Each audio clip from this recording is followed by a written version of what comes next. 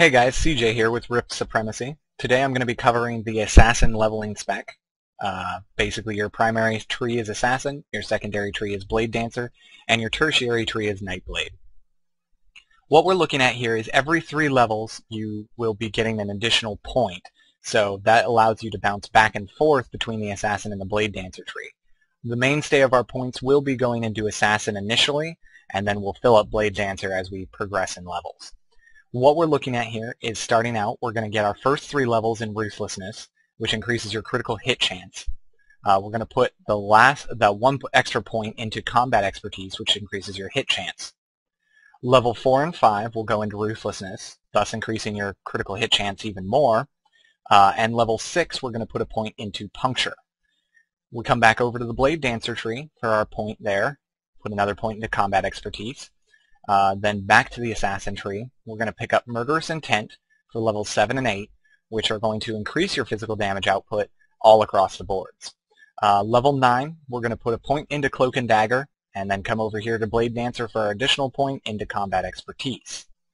Levels 10 and 11, we're going to finish up with Cloak and Dagger, and then 12, we're going to put 1 point into Silent Footsteps. Come back over to the Blade Dancer tree, put a point into Combat Expertise there, and then head back to the Assassin tree as we're leveling. Right now we're at level 12. We're going to put level 13, finish up Silent Footsteps. Level 14 and 15 are going to be Cruel Vengeance. And then our point into Combat Expertise. Level 16 is going to be Backstab. And then 17 and 18 are going to be Magnify Pain.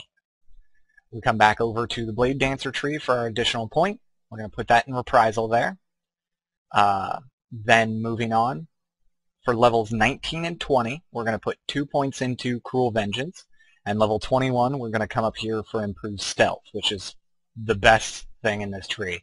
It makes your stealth last permanently, so that's really good. Our extra point will come over here for Blade and Fury. We'll put it in there.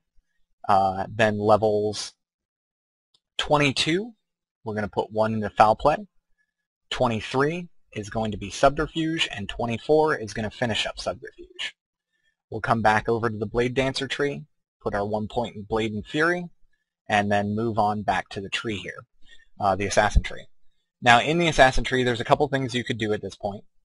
I recommend putting the last 25 point into Cruel Vengeance, so we'll do that.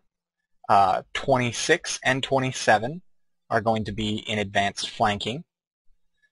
And then we come back over to our tree here for our additional point, put a point into in the Blade Dancer tree under Strike Back, and then back over to the Assassin tree for 28, 29, and 30 level, you're going to put the points in Poison Potency.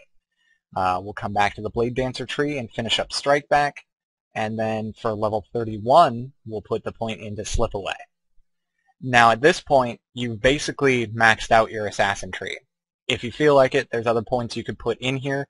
I honestly don't recommend it. The tree that is set up here is probably one of the quickest and most efficient ways to level via Assassin.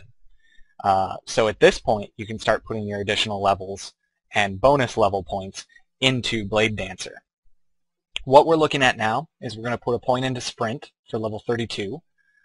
And then we'll start getting Ambidextrous, which increases your dexterity. Then we're going to go with Combat Culmination for the 3 points there. And 1 more point into Ambidextrous for the final point there. And then we'll put a few points here in Deadly Dance. That's a really good skill, basically because instead of using Final Blow, you'll be using Deadly Strike as your finisher, because the Blade Dancer finisher Deadly Strike does more damage than the Final Blow one does. That's in the Assassin tree.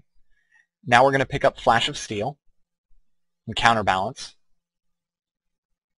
Looking at our points here, we've got quite a bit of solid survivability and damage output.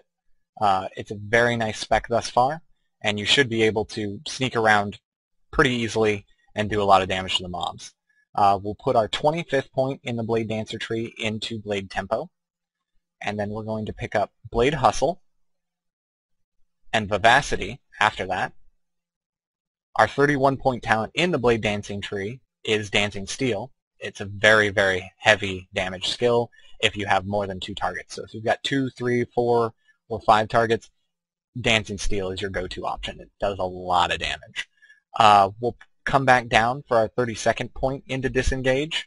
Disengage, basically anytime you parry or block, or I'm sorry, parry or dodge, you have this skill, which is a reactive ability, which will allow you to stun the opponent for 4 seconds. Very solid skill, very nice. Our last 3 points we're going to put into Blazing Fury in the Nightblade tree. This increases the damage of your combo point generating abilities by 9%. This basically will level you very quickly through 1 to 50 if you follow the tree exactly how I laid it out.